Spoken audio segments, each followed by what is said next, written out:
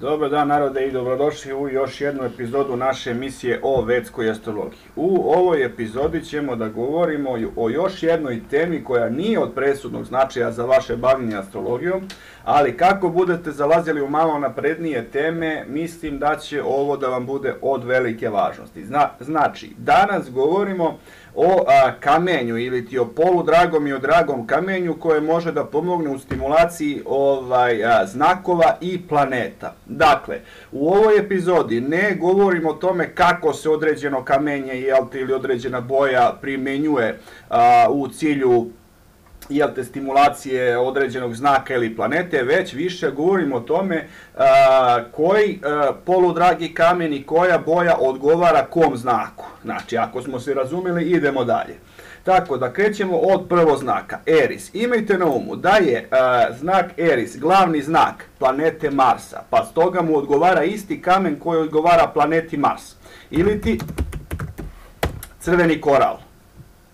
A idemo na slike, ako biste vi to mogli lepo da vidite. Evo ovako nešto. Vidite.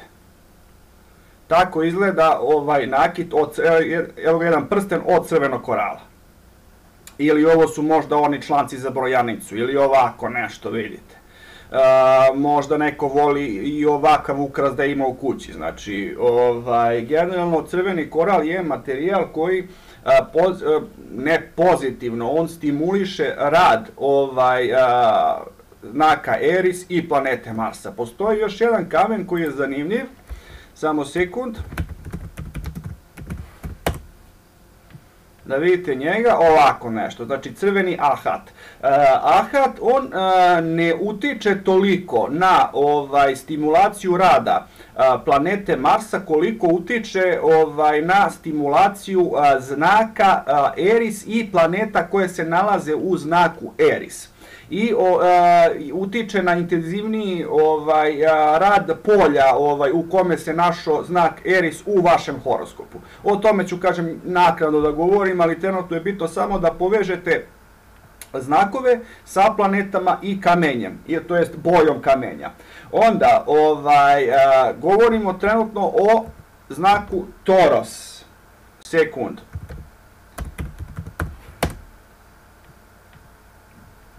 Znači, kamen jantar, ili ti na engleskom amber, ili ti turski naziv je čilibar koji se isto ustali u našim krajevima, ali ne bilo koja nijansa jantara, već ove tamnije, braunkaste nijanse jantara odgovaraju znaku Toros ili ti stimulišu znak Toros. Ove svetlije nijanse jantara, one mnogo više stimulišu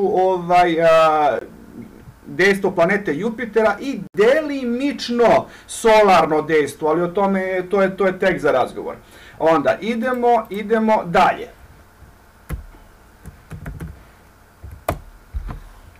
Turkuaz ili tirkiz.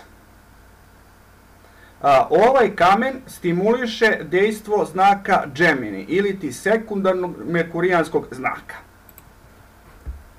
Dalje.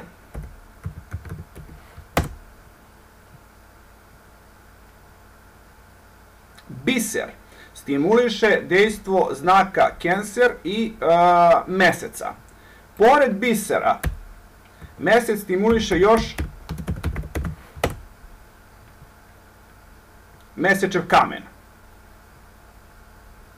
Sad, imajte na umu da postoji more sintetičkog kamenja i to što neki kamen možda liči na original, to uopšte ne znači da jeste. Znači, morali biste da budete stručnjak po pitanju poludragog i dragog kamenja da biste mogli da prepoznate razliku. Ili da imate, prodavca koje možete 100% da verujete.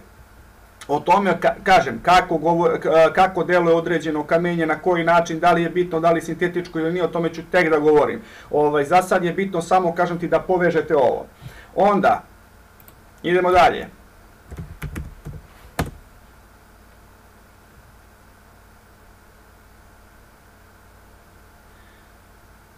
Samo dok učita.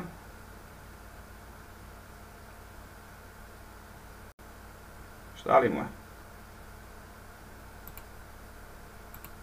Samo još jednom.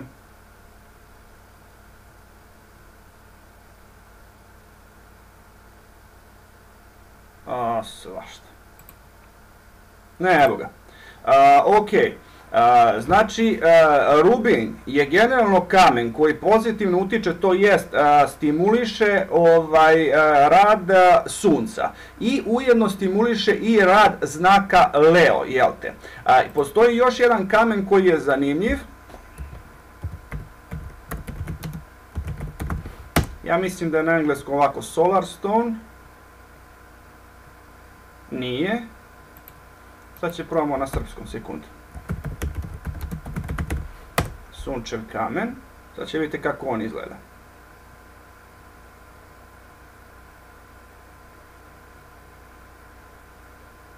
Evo ovako. Ovo bi bio možda jedan od zanimljivijih primjeraka. Sunčev kamen generalno pozitivno utiče, to je pogrešno sam se izrazio, ne pozitivno utiče, stimuliše rad znaka Leo, ali ne i planete Sunca. Znači on utiče na pojačavanje faktora koji se tiču znaka Leo, ali ne i faktore Sunca. Idemo dalje. Kad je u pitanju glavni merkurijanski znak Virgo, njemu odgovara isti kamen koji odgovara planeti Merkur. I sad će da vidite, to je emerald. Inače imajte na umu da je emerald jako skup kamen. Evo vidite, to bi bio možda u prirodnoj nekoj formi. Ali ukoliko hoćete, recimo možete da pogledate i jeftiniju varijantu kao što je peridot. Samo dok ne znam u čemu je problem sad sa internetom što ovoliko sporo otvara.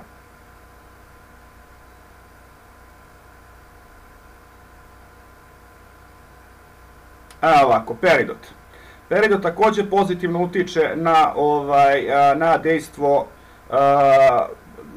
ne pozitivno, opet greška, stimuliše dejstvo planete Merkur i znaka Virgo. Onda dalje, da ne pomenjem sad, ujedno i žad isto stimuliše dejstvo Merkura. Kako se piše beše na engleskom? Mislim da je ovako. Za vas koji ne znate kako žab izgleda, evo da vidimo i to. Evo recimo ovako nešto, ovako nešto. Jel te ima more različitih komada nakita od žada, pošto je žad laganiji za obradu i onda juveliri mogu sebi da puste mašti na volju.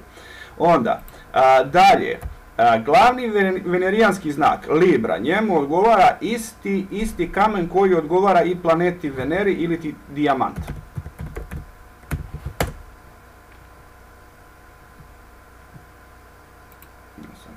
Ja sam pogrešno napisao.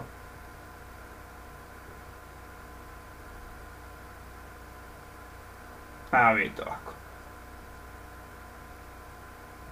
Inače, pored dijamanta, također pozitivno za znak Libra i za Veneru deluje beli safir.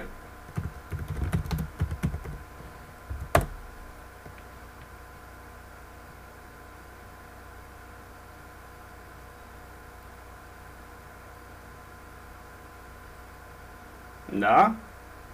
Znači, ako se ne razumete u kamenje, pokušajte da ne pazarite ovo skupo, zato što razlika u cijeni ume da bude astronomska. Dijamant je jedan od najskupljih proizvoda.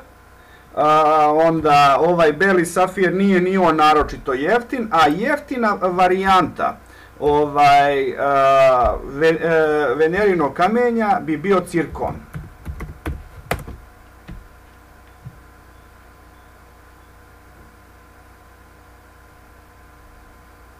Da, ali ovdje vidite imate cirkone u različitim bojama. Radi se o ovakvom cirkonu, o belom prozirnom cirkonu. Ajmo dalje. Za znak Skorpio.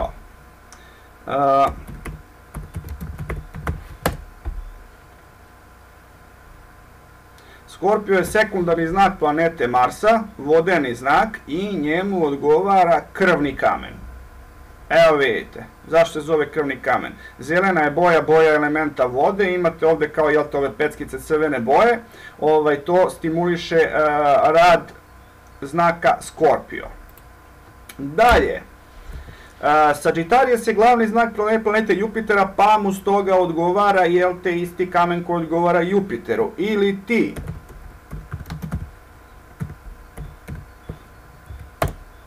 žuti safir,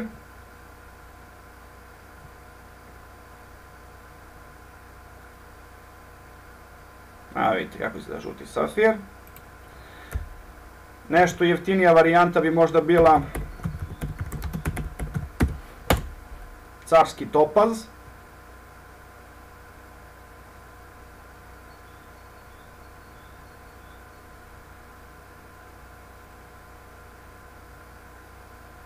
Ali imajte na umu da se ne radi o ovom.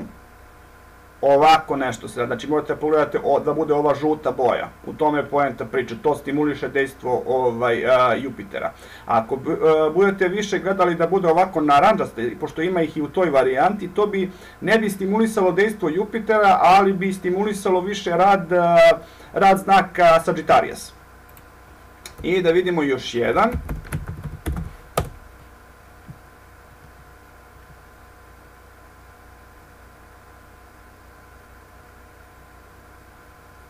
Citrin. Ajmo sad dalje. Capricorn. Capricorn je sekundarni znak planete Saturn i njemu odgovara Onyx. Onyx inače crni kamen. Imate ih i ove bele i crno-bele opcije, ali Onyx koji, jel te, stimuliše rad znaka Capricorn je crni Onyx. Onda, pored toga, da sam sad lepo napisao, ne znam, sad će da vidimo. Crni turmalin također pozitivno deluje na znak Capricorn. To jest, opet grešim, pozitivno deluje. Stimuliše rad znaka Capricorn. Dalje. Plavi safir stimuliše rad planete Saturn i stimuliše znak Aquarius. Također, pored plavog safira, tu je i tanzanit. Znači, vidite, oni su u istoj boji. I neko ko nema iskustva sa kamenjem, mogu bi da ih čak ne razlikuje. Dalje, govorimo još jednom kamenu. Ovo je malahit. On stimuliše rad znaka Pisces. E sad, šta je poenta priče? Šta je nešto bi trebali da znate? U slučaju da naletite na neki kamen, da ne znate ni njegovu strukturu, ni to da li je prirodan, da li nije, ni ništa ne znate o njemu, jedino što možda znate to je recimo boja. Ako dohvatite kamen u ruku ili ga pogledate, mislim, vidjet ćete odmah koje je boje. U čemu je poenta priče? Kako možda prepoznate da li odgovara nekom znaku i kom bi znaku mogao da odgovara jedan određeni kamen? Pa vidite ovako, sve što ima veze sa crvenom bojom, znači nijanse crvene, žuta, naranđasta, tome slično, odgovara vatrenim znakovima. Sve što ima veze sa zelenom bojom, znači nebitno koja nijansa zelene boje, odgovara elementu vode. Sve što ima veze sa nijansama plave boje, odgovara elementu vazduha. Sve što ima, jel te mračne nijanse, brown boje, crne, to odgovara elementu zemlje. E sad, imajte na umu da postoje odskakanja. Odskakanja kad se radi o glavnom znaku neke planete, gde može da se desi da uopšte ne odgovara boja elementu, već da planeta preuzme primat. Pa recimo tako slučaj, za znak Virgo, logično bi bilo po boji da to bude neka brown, šta ti ja znam, tamna boja, ne, zapravo je zelena i isključivo zbog planete Merkura, jer Virgo je merkurijanski glavni znak, o tome se radi.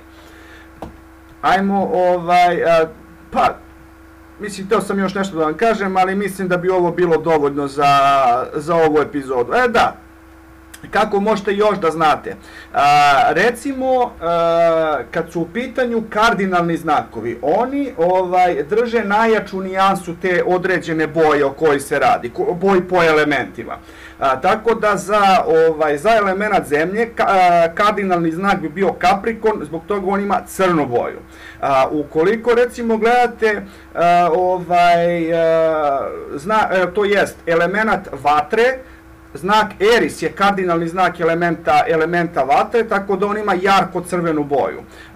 Sad, kod elementa vazduha nije situacija takva. Zašto? Zato što je kardinalni znak kardinalnog vazduha Libra, međutim Libra je ujedno glavni znak Venere, pa tu Venera ima jači uticaj, pa je ona s tim preuredila boju znaka Libre. Inače bi Libra bila recimo nešto kao što je svetlo plava. Sad, kad se radi o mutabilnim znakovima, imajte na umu da su tu boje ovako promenjive, menjaju se različite nijanse boje, kao što ste vidjeli za slučaj znaka Gemini, gde je turkuaz koji je generalno plavičast, ali ima one niti po sebi, ili ovo je recimo slučaj mutabilne vode za znak Pisces, ovo što imate pred sobom Malahit.